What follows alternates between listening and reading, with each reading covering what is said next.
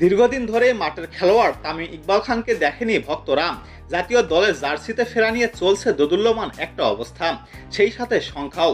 এরই মাঝে দেশের রাজনৈতিক পট পরিবর্তন ও বাক বদলের আভাস দেখা গিয়েছে প্রতিটি সেক্টরে। ক্রিকেটাররাও এর ব্যতিক্রম নয়। বিসিবি সভাপতি রাজি হয়েছে নিজ পদ থেকে সরে দাঁড়াতে। এরই মাঝে তামিমকে দেখা গেল মিরপুরে। তামিমের বিসিবিতে আসার কারণ এখনো পরিষ্কার না হওয়া গেলেও জানা গেছে কোনো অনুশীলন নয়, মিটিং করতেই এসেছেন তিনি। লম্বা সময় ধরে জাতীয় দলের বাহিরে আছেন টাইগার এই ওপেনার।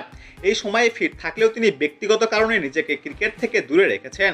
সাবেক এই অধিনায়ককে দলে পেতে তার সঙ্গে আলোচনা করতে প্রস্তুত আছেন বলেও কদিন আগে জানিয়েছিলেন প্রধান নির্বাচক গাজী আশরাফ হোসেন লিপু।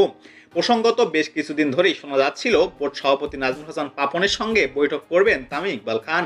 এরপরই আসতে পারে সিদ্ধান্ত। বিশেষ করে তাকে 2025 চ্যাম্পিয়ন ট্রফিতে খেলার প্রস্তাব দেওয়া হয়েছে। বোর্ড থেকে সেটারই চূড়ান্ত ফল আসার কথা ছিল। এখন নাজমুল হাসান পাপন নেই, এমন পরিস্থিতিতে তামিমের সাথে বসতে রাজি প্রধান নির্বাচক গাজী আশরাফ হোসেন লিপু।